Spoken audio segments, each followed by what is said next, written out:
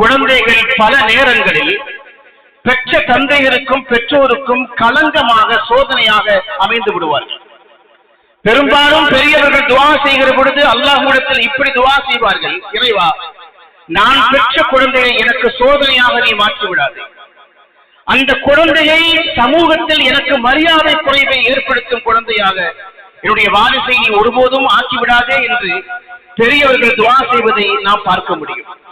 குழந்தைகளை பெற்றெடுக்கிற பொழுது அந்த குழந்தைகள் நம்முடைய வாழ்க்கையில் எந்த வகையிலும் ஒரு களங்கத்தை ஏற்படுத்தாதவர்களாக, நம்முடைய பாரம்பரிய தொடர்ச்சிக்கு ஒரு குறைவையும் அவமானத்தையும் ஏற்படுத்தாதவர்களாக அந்த குழந்தைகள் இருக்க வேண்டும். சுருங்க சொன்னால், நாம் வாழும் காலத்தில் அந்த பிள்ளைகள் நமக்கு நிம்மதியை தர வேண்டும். நாம் மறைந்ததற்கு பிறகு அல்லாஹ்விடத்தில் நமக்காக துஆ செய்யக்கூடிய பிள்ளைகளாக அந்த பிள்ளைகள் இருக்க வேண்டும். நம்முடைய மறைவுக்கு பிறகு நம்முடைய பாரம்பரியத்தை தடைக்கு செய்யும் விதமாக, அவர்கள் எந்த பகுதியில் எந்த நிலப்பகுதியில் வாழ்கிறார்களோ அங்கே அந்த குடும்பத்தின் பெருமையை புகழ்பெற செய்யும் விதமாக அந்த வாரிசுகள் அமையப்பெற வேண்டும். ஒரு கட்டத்திலும் அது களங்கமாக மாறிவிடக் கூடாது. காரணம், ஒரு ஆண்மகன் எதை இழந்தாலும் அவன் மீட்டெடுத்து விடுவான். அவனுடைய சொத்து சுகங்களோ அவன் உருவாக்கி வைத்திருக்கிற கட்டடங்களோ நிறுவனங்களோ அழிந்து விட்டால் அல்லது இல்லாமல் போய்விட்டால், அதில் ஏதேனும் ஒரு நட்டம் ஏற்பட்டு விட்டால், எப்படியாவது போராடி அந்த பெருமையை, அந்த நிலத்தை, அந்த சொத்தை அவன் மீட்டு விடுவான். ஆனால் அவனுடைய பிள்ளை சரியில்லாமல் போகிற பொழுது சாகும் வரைக்கும், மரணம் வரைக்கும் அவன் நிம்மதி இல்லாமல் இருப்பதை நாம் பார்க்க முடியும். எத்தனையோ பேர் சமூகத்தில் பெரும்புள்ளிகளாக இருப்பார்கள். அந்த பெரும்புள்ளிகளுடைய வாழ்க்கையில் அந்த அவருடைய பிள்ளைகளே பல நேரங்களில் கரும்புள்ளிகளாக மாறிவிடுவார்கள். வெளியிலே தலை காட்ட முடியாது. நிறைய பேர் இப்படி புலம்புவார்கள், நான் அவனுக்கு என்ன குறை வச்சேன், ஒரே ஒரு பிள்ளை தானே, அவனுக்காகத்தானே நான் ஊடு உறக்கம் இல்லாமல் இரவு பகல் என்று பாராமல் ஓடியாடி உழைக்கிறேன், நான் சம்பாதித்திருக்கிற எல்லா செல்வமும் என்னுடைய ஒரே ஒரு பிள்ளை வாரிசுக்குத்தானே, என் பிள்ளையின் செயலால் என்னால் வெளியிலே தலை காட்ட முடியவில்லை என்று புலம்பக்கூடிய, கண்ணீர் விட்டு அழக்கூடிய, என்னுடைய பிள்ளை நல்ல பிள்ளையாக வர வேண்டும், என் பிள்ளை எடுத்து என் நிம்மதி பறிபோய் விட்டது, எனக்கு சாப்பாடு இறங்கவில்லை, உறக்கம் வரவில்லை என்று நாம் பெற்ற பிள்ளைகளை குறித்து கவலைப்படக்கூடிய தந்தைமார்கள் நிரம்ப பேர் இருக்கிறார்கள். அதனால் தான் பெருமக்கள் சொல்கிறார்கள், நீங்கள் பெற்ற பிள்ளைகள் உங்களுக்கு சோதனையாக, களங்கமாக, உங்களுடைய மரியாதையை சீர்குலைக்கும் பிள்ளைகளாக மாறிவிடக்கூடாது. பல நேரங்களில் தந்தைமார்கள் வஃபாத்தாகி விடுவார்கள். அந்த பிள்ளைகள் அவர்கள் உருவாக்கி இருக்கிற நிறுவனங்களை நடத்த முடியாதவர்களாக மாறி போய் விடுவார்கள். அவர் சிறிய வயதில் ரொம்பவும் சிரமப்பட்டு கஷ்டப்பட்டு படிக்காதவராக இருப்பார். ஆனால் ஒரு பெரிய நிறுவனத்தை உருவாக்குவார். தன்னுடைய கடுமையான உழைப்பின் வழியாக நிறைய சொத்துக்களை சேர்த்து வைத்திருப்பார்.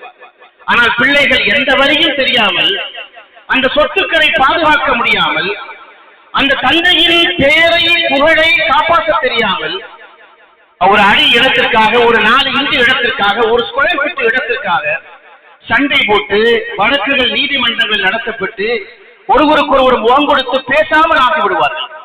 அல்லது அந்த தந்தை இருக்கிற பொழுது சொல் பேச்சு கேட்காத பிள்ளையாக, ஊருக்கு அடங்காத பிள்ளைகளாக அந்த பிள்ளைகள் மாறி போய் விடுவார்கள். தந்தைமார்கள் இறந்து விடுகிற பொழுது அவருடைய வஃபாத்திற்கு பிறகு ஊர் அந்த பிள்ளைகளை வைத்து அவரை குறை சொல்லும். அவரு நல்லா தான் வாழ்ந்தாரு. எப்ப பேசும் தெரியுமா? ஜனாதாவை குழியில இறக்குகிற பொழுது பேசுவார்கள்.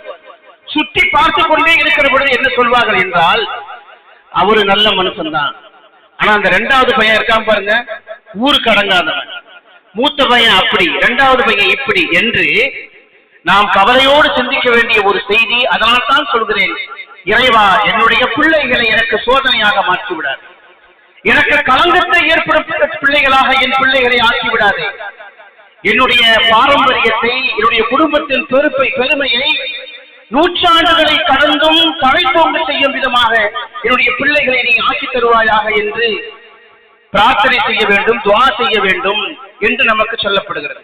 ரசூல் ஸல்லல்லாஹு அலைஹி வஸல்லம் சொன்ன நபிமொழி நமக்கு தெரியும். இதா மாத்தல் இன்சானு இன்கதா அமலுஹு, ஒரு மனிதன் மரணித்து விட்டால் அவனுக்கும் துனியாவுக்குமான எல்லா கனெக்ஷனும் தொடர்போடும் அறுபட்டு போய்விடும். 3 விஷயங்களை தவிர கற்றுக் கொடுத்த கல்வி அதனுடைய நன்மை அவருக்கு வந்து கொண்டே இருக்கும். அவர் வாங்கி வைத்திருக்கக்கூடிய சமூகத்திற்காக அர்ப்பணித்திருக்கக்கூடிய சதகத்துல் ஜாரியா என்று சொல்லக்கூடிய நிரந்தர தர்மம் அது பயன்பாட்டில் இருக்கும் வரை அதனுடைய நன்மை அவருடைய கபருக்கு போய்கொண்டே இருக்கும். மூன்றாவதாக ரசூல் ஸல்லல்லாஹு அலைஹி வஸல்லம் சொன்னார்கள், வலதுல் சாலிஹுன் யதுஊ லஹு, ஒரு தந்தை மரணித்து விட்டதற்கு பிறகு அவருக்காக துஆ செய்யக்கூடிய பிள்ளை என்று பெருமானார் ஸல்லல்லாஹு அலைஹி வஸல்லம் சொன்னார்கள்.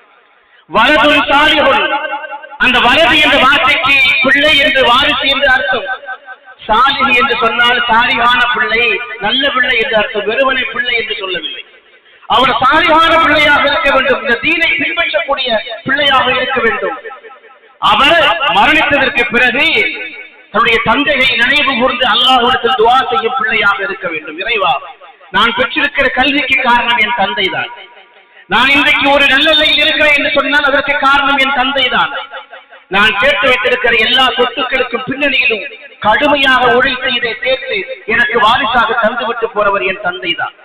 என் தந்தையின் பாவங்களை மன்னிப்பாயாக என்று நம்முடைய மரணத்திற்கு பிறகு நமக்காக துஆ செய்யக்கூடிய பிள்ளைகளாக அந்த பிள்ளைகள் இருக்க வேண்டும் என்பது பெருமானார் ஸல்லல்லாஹு அலைஹி வஸல்லமுடைய அறிவுரையாக இருக்கிறது. பேர் சொல்லும் பிள்ளை என்று தமிழிலே சொல்வார்கள். என்ன அர்த்தம்? ஊராருக்கு மத்தியிலே தந்தையின் பெயரை சொல்லும் பிள்ளை அல்ல, தந்தையின் மறைவுக்கு பிறகு அல்லாஹ்விடத்தில் தந்தையின் பெயரை சொல்லி துஆ செய்யக்கூடிய பிள்ளையாக நம்முடைய பிள்ளைகளை அல்லாஹ் சுப்ஹானஹு வ தஆலா ஆட்சி அருள்வாளிப்பானாக. பொதுவாக இருக்கக்கூடிய நிரம்ப பேர்கள் உலகத்தின் பெரும் புகழுக்கு சொந்தக்காரர்கள். அவர்கள் தாங்கள் வாழுகிற மண்ணில் பெரும் புகழுக்கு சொந்தக்காரர்களாக இருப்பார்கள். ஆனால் அவருடைய வாரிசுகளை வைத்து அவர்களுக்கு ஒரு பெரிய களங்கமும் ஒரு சங்கடமும் தர்ம சங்கடமும் இருக்கும். வெளியிலே தலை காட்ட முடியாத அளவு. இந்தியாவுடைய தேச தந்தை என்று அழைக்கப்படக்கூடியவர் மகாத்மா காந்தி. அவருக்கு இல்லாத மரியாதையா கண்ணியமா இன்றைக்கும் அது இருக்கிறது. ஆனால் அவருடைய பிள்ளை ஹரிலால் லண்டனுக்கு படிக்க சென்றார். படிக்க சென்றவர் அங்கே சென்று திடீரென்று கிறிஸ்துவ மதத்தை தழுவிக் கொண்டார். அவர் கிறிஸ்துவராக அறியப்பட்டதற்கு பிறகு என்ன ஆனது என்றால், அவர் ஒரு கட்டத்தில் குடிப்பழக்கத்திற்கு ஆளானார். பல நேரங்களில் காந்தியின் மகன் லண்டனுடைய தெருக்களில் குடித்து அவர் மயக்கமுற்று கிடந்தார், கேட்பாரற்று கிடந்தார் என்று அவருடைய வரலாறு சொல்லுகிறது. சொந்த ஊரில் அவருக்கு ஒரு பெருமை இருக்கிறது. ஆனால் படிக்க சென்ற இடத்தில் தன்னுடைய மகன் மூலமாக ஒரு அவமானத்தை அவர் காலம் முழுக்க சந்தித்துக் கொண்டே இருந்தார். இன்றைக்கும் உலகத்தின் புகழ்பெற்ற தொழிலதிபராக, தொழிலதிபர்களுக்கெல்லாம் சிம்ம சொப்பனமாக விளங்கக்கூடியவர். எந்த அளவுக்கு என்றால், அமெரிக்காவின் அதிபரோடு மோதும் போக்கை கடைபிடித்தவர் எலான் மஸ்க் என்று சொல்லக்கூடியவர். அவருடைய பிள்ளையின் வழியாக அவருக்கு சில களங்கங்கள் அண்மை காலமாக ஏற்பட்டது. விரிவாக சொல்வதற்குண்டான கால அவகாசம் இல்லை. உலக புகழ்பெற்ற திரைக்கலைஞராக அறியப்பட்டவர் ஜாக்கி சான் என்று சொல்லக்கூடியவர். 2009ஆம் ஆண்டு அவர் போதை தடுப்பு நிறுவனத்தினுடைய அம்பாசிடராக அவர் அறிவிக்கப்பட்டார்.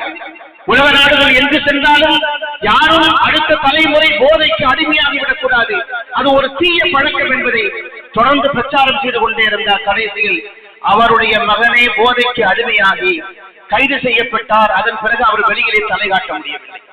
நம்முடைய பிள்ளைகள் நாம் வாழும் காலத்தில் நமக்கு நிம்மதியை தர வேண்டும், மனதுக்கு அமைதியை தர வேண்டும். அந்த பிள்ளைகள் நினைத்து நமக்கு ஒரு சந்தோஷமும் மகிழ்ச்சியும் கிடைக்க வேண்டும். நம்முடைய வபாத்திற்கு பிறகு அந்த குழந்தைகள் நமக்காக துஆ செய்யக்கூடிய பிள்ளைகளாக, வாரிசுகளாக இருக்க வேண்டும். நம்முடைய பெருமைகளை நிலைநாட்டக்கூடிய பிள்ளைகளாக இருக்க வேண்டும். நபி நூஹ் அலைஹிஸ்ஸலாத்து வஸ்ஸலாமுடைய மகனை பற்றி திருக்குர்ஆன் பேசுகிறது. அவரை ஈமான் கொண்டிருக்கிற எல்லோரும் ஈமான் கொள்ளாதவர்களை அழிப்பதற்காக அல்லாஹ் திட்டமிட்ட பொழுது ஒரு கப்பலை செய்ய சொன்னார். அந்த கப்பலில் அவரை நம்பிக்கை கொண்ட ஈமான் கொண்ட மூமின்கள் எல்லோரும் ஏறிக்கொண்டார்கள். அவருடைய மகன் மட்டும் ஏறவே இல்லை. அல்லாஹ் சுப்ஹானஹு வ தஆலா திருமறையில் அந்த வசனத்தை பற்றி, அந்த செய்தியை பற்றி சொல்கிறான். அந்த கப்பல் புறப்படுகிற பொழுது நபி நூஹ் அலைஹிஸ்ஸலாத்து வஸ்ஸலாம் மகனை அழைத்தார். யா புனைய இர்கப் மஅனா, என்னுடைய அன்பு மகனே, செல்ல மகனே, எங்களோடு இந்த கப்பலில் நீ ஏறி பாதுகாத்துக் கொள் என்று மகனை அழைத்த பொழுது மகன் என்ன சொன்னான் தெரியுமா? நான் அந்த கப்பலில் ஏற முடியாது, அதோ தெரிகிறது ஒரு பெரிய மலை, அந்த மலையில் ஏறி நான் என்னை பாதுகாத்துக் கொள்வேன் என்று சொன்னான்.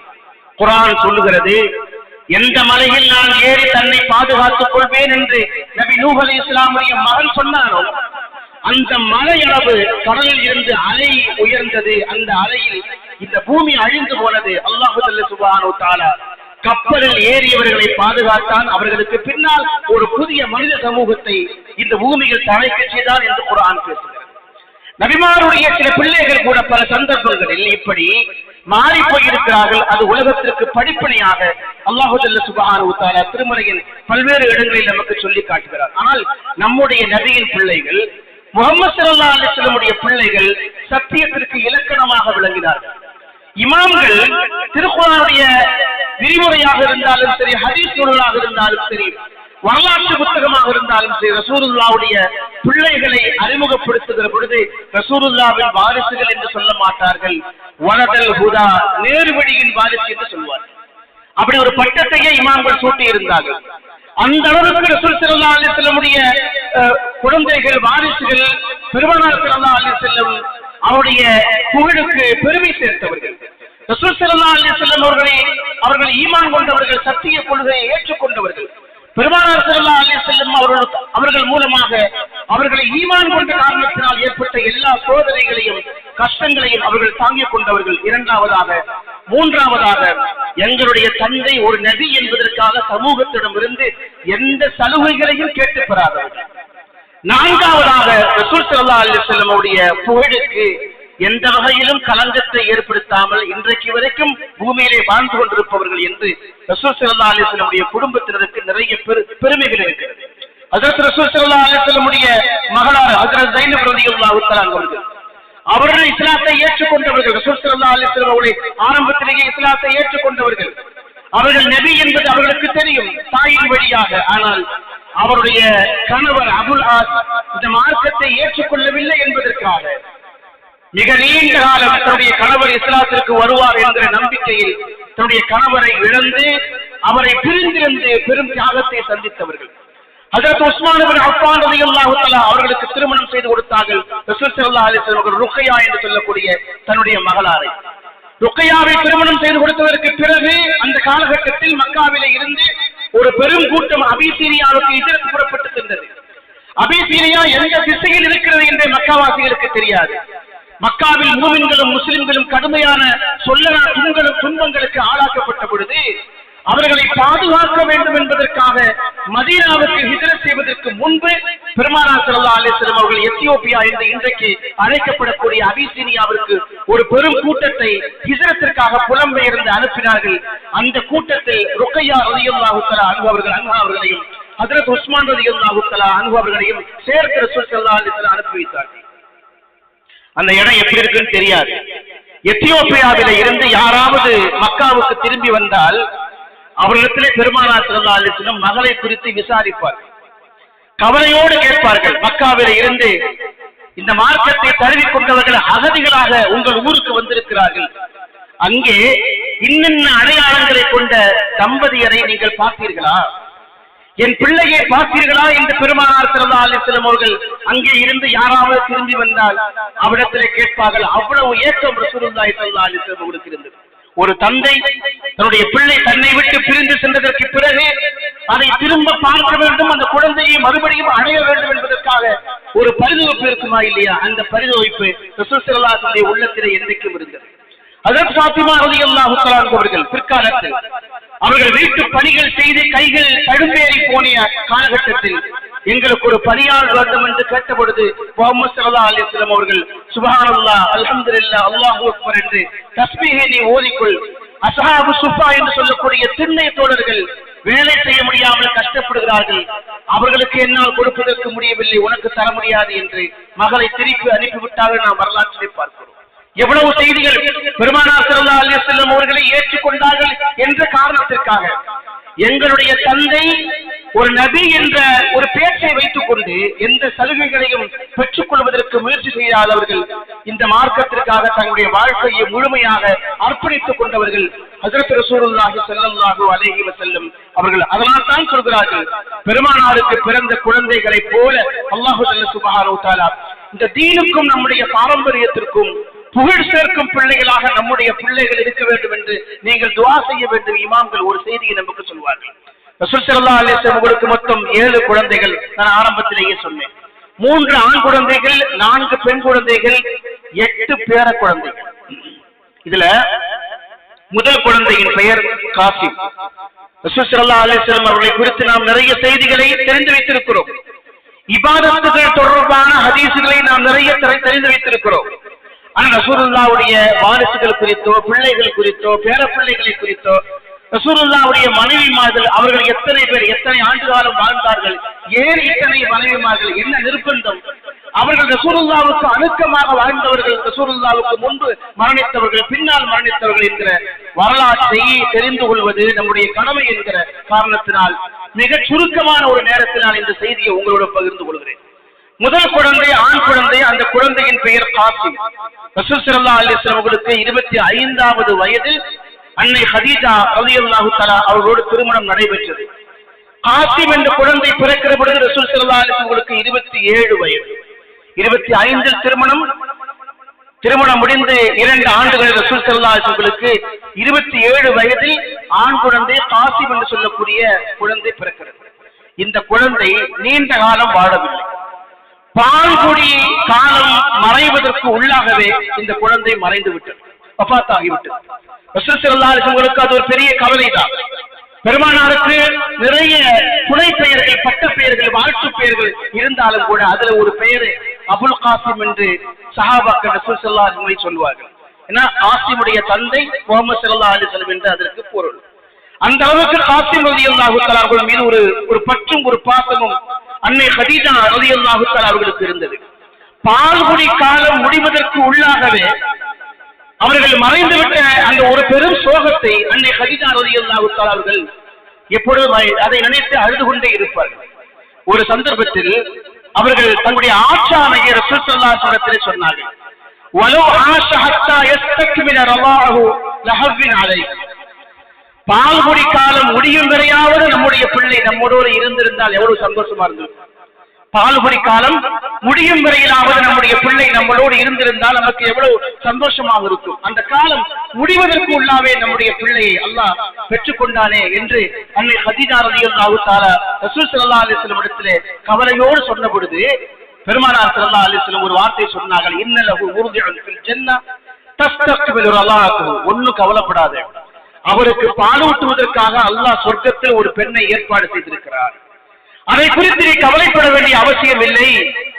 சொர்க்கத்தில் அவருடைய பால்குடி காலத்தை அல்லாஹ் நிறைவு செய்து விடுவான் என்று ஹஜ்ரத் ரசூலுல்லாஹி ஸல்லல்லாஹு அலைஹி வஸல்லம் சொன்னார்கள். அப்படி சொல்லிவிட்டு பெருமானார் ஸல்லல்லாஹு அலைஹி வஸல்லம் அடுத்த வார்த்தை சொன்னார்கள், இன் ஷீதி அஸ்தமிஉக ஸௌதஹு ஃபில் ஜன்னah. நீ விரும்பினால் உன் குழந்தை சொர்க்கத்தில் எவ்வளவு மகிழ்ச்சியாக இருக்கிறது என்பதை